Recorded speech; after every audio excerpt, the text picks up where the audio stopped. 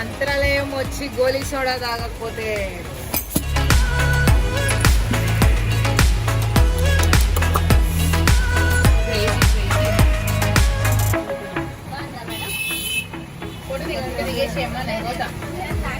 లేదు ఇది నాది.